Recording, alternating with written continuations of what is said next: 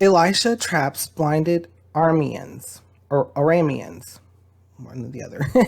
Now the king of Aram was at war with Israel. After conferring with his officials, he said, I will set up my camp in such and such a place. The man of God sent word to the king of Israel, beware of passing that place because the Arameans are going down there. So the king of Israel checked on the place indicated by the man of God. Time and again, Elisha warned the king so that he was on his guard in such places. So every time it mentions man of God, I believe it's referring to Elisha.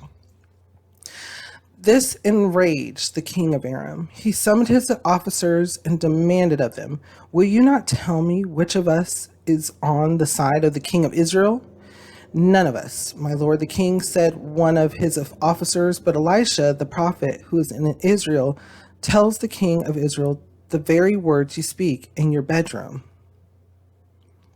Take note of what he said. So what they said, none of us, my lord. The king, said one of his officers, but Elisha, the prophet who is in Israel, tells the king of Israel the very words you speak in your bedroom. So they're acknowledging the fact that Elijah does get information. He gets information from the Lord. He gets information and they understand it, but they don't. But at this time, the Arameans, they believe in other gods too. So let's continue to read. Go, find out where he is, the king ordered, so I can send men and capture him. To report, the report came back, he is in Dothan. Then he sent horses and chariots and a strong force there. They went by night and surrounded the city. When the servant of the man of God got up and went out early the next morning, an army with horses and chariots had surrounded the city.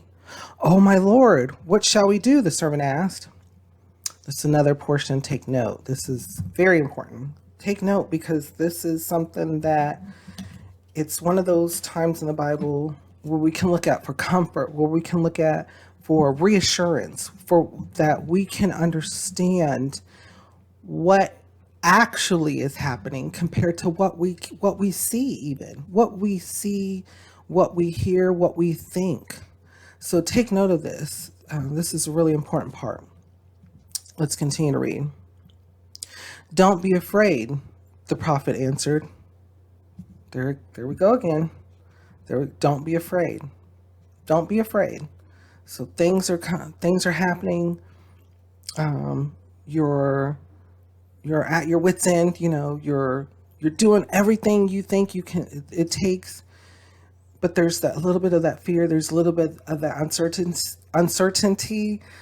The Lord says time and time again, don't be afraid. So this is what Elijah's saying. Don't be afraid. The prophet answered, those who are with us are more than those who are with them.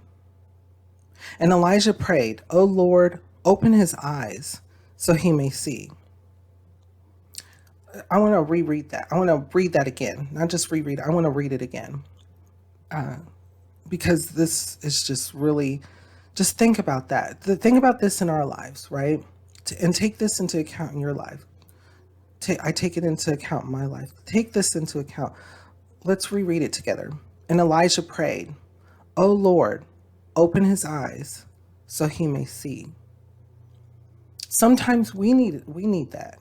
You know, there's sermon upon sermon in here with just wisdom upon wisdom. Sometimes we need to do that too. We need to take a step back because we know life can be in a rush. It can be very hectic and things need to be done now. Things need to be done now. Now. You got so much time.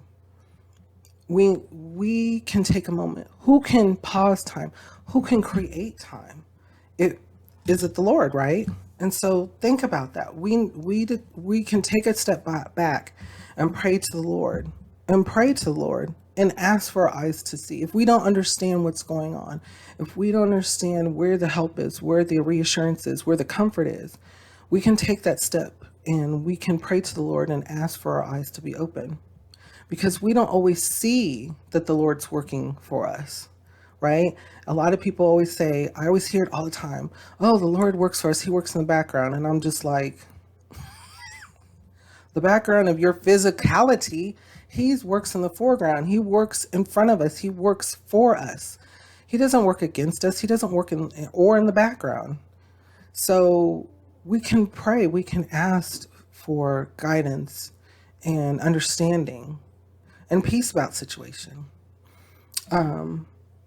So what kind of thoughts or feelings come to your mind? How does it make you feel, and what does it make you think?